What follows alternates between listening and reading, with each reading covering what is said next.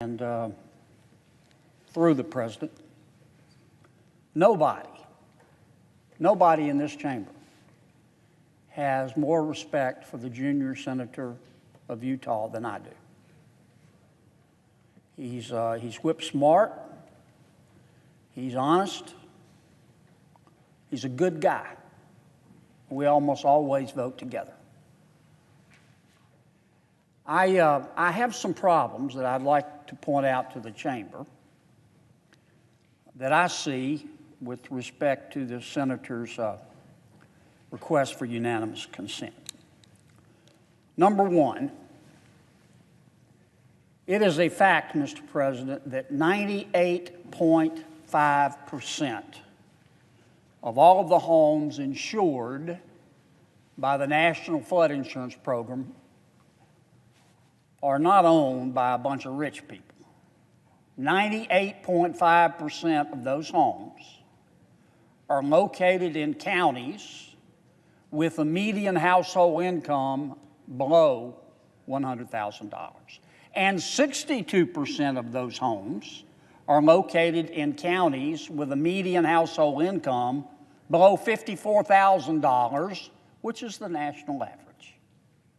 So I would respectfully disagree that the purpose of the NFIP and the effect of the NFIP is to help people with their expensive beach homes.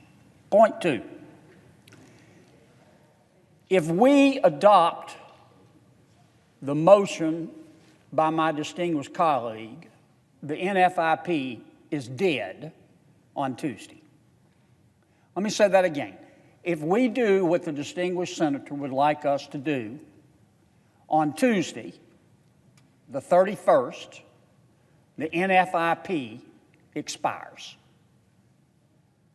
The reason being that we do not have time, even if I agreed with what my colleague wanted to do, we do not have time to pass this bill, get it to the House, and get it to the President in time to keep the program from expiring on July 31. And by the way, the House has recessed. Point three, I agree with my colleague that this program needs to be reformed. And we've all, including my distinguished colleague, have been working toward that end.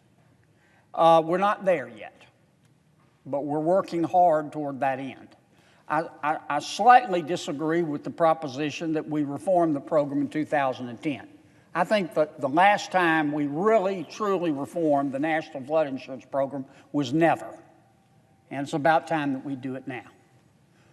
The final point I'd like to make, Mr. President, the amendment that my colleague is asking this House to adopt today, it's not just about vacation homes costing $2.5 million. I've looked at the bill, and by my reading and the reading of people a lot smarter than me, this bill would apply to any structure, period, that costs more than $2.5 million. That structure would not be eligible to participate in the NFIP. It would prohibit assisted living centers. It would prohibit dormitories. It would prohibit hotels. It would prohibit apartment buildings from insurance coverage under the National Flood Insurance Program. If you can't get it from the private sector, and in many cases you won't be able to, that's why we have the NFIP, you're on your own. It would mean we couldn't have any more low-income housing.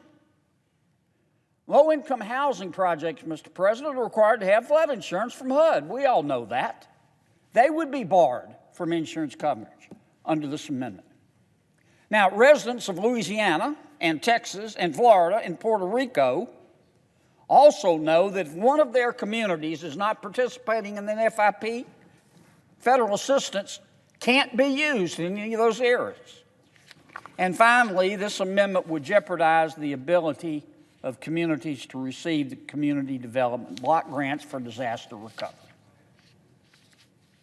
Mr. President, let me say it again. The junior senator from Utah is absolutely correct. We need to reform this program, but we need to keep it alive.